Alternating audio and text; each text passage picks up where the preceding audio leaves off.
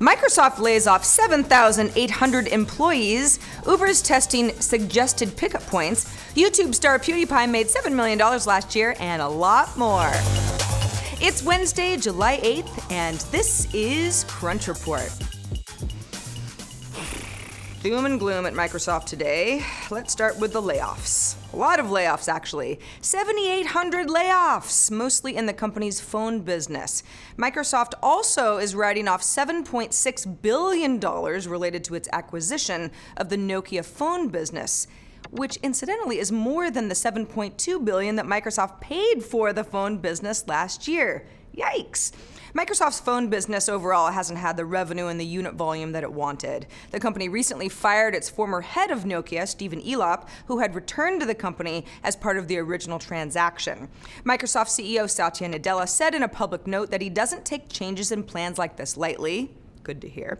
And he plans to host a Q&A session with employees tomorrow. Microsoft is also selling part of its Bing Maps team to Uber. We told you about that previously. And recently transferred 1,200 employees to AOL, our parent company, in an ad deal.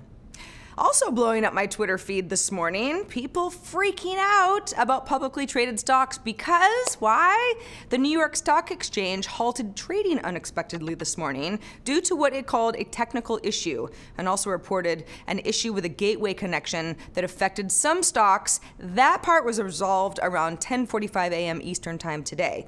As for the outage itself, it doesn't appear to be related to a major computer issue at United Airlines this morning, where all flights were grounded for about an hour due to a network connectivity issue.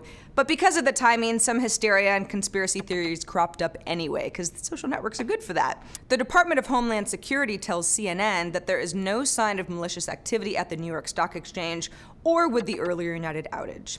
And the stock exchange confirmed in a tweet that the issue is not a result of a cyber breach. The exchange reopened at 3:10 p.m. Eastern Time today, about 50 minutes before the market closed. Live streaming app Meerkat now includes the ability to sign up to the service via Facebook instead of Twitter, plus a new feature called Cameo that lets you invite viewers of your stream to take over your stream for a limited time and lets users save streams to a new Meerkat library instead of just on a smartphone. It's not a surprising move to integrate more with Facebook since, you might recall, Twitter owns Meerkat's live streaming rival Periscope, and Twitter blocked Meerkat's social graph earlier this year just to kind of make it hard for them. And Meerkat no longer wants to make you have to have a Twitter account to sign up. Users can choose to auto-follow their Facebook friends on the app, but the app won't automatically spam your news feed or anyone else's news feed if you're going live or commenting on Meerkat. As for the new takeover feature, Cameo, by tapping on the profile of a viewer, you can invite them to take over. They have to accept, and then everyone else watching the stream will see that person make a cameo appearance on a stream for 60 seconds or less if you decide to cancel. Cameo rolls out with partners like the Weather Channel, TMZ, Fox, Champions League Cup, Above Average, and MasterCard. Ride-hailing service Uber will already find you on a map and have a driver come pick you up, but it also wants to start suggesting where you should be picked up. TechCrunch's Josh Constein writes today that the company is indeed testing a feature called Suggested Pickup Points in San Francisco, where the company is headquartered.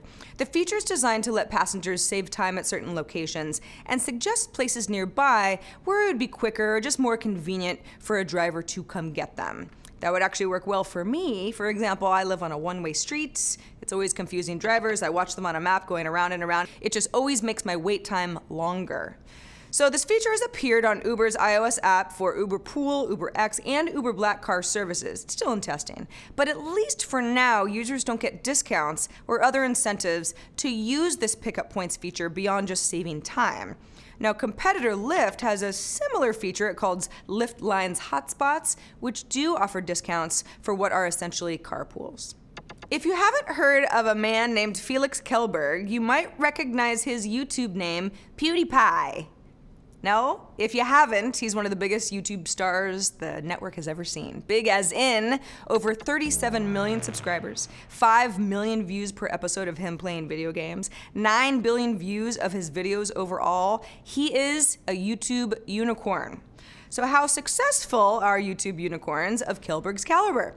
Well, a Swedish newspaper called Expression estimates that PewDiePie made $7 million last year on advertising through YouTube. Understandably, a lot of people thought that was crazy. How is a guy playing video games all day that rich? In fact, the money conversation got enough attention that Kjellberg felt the need to respond.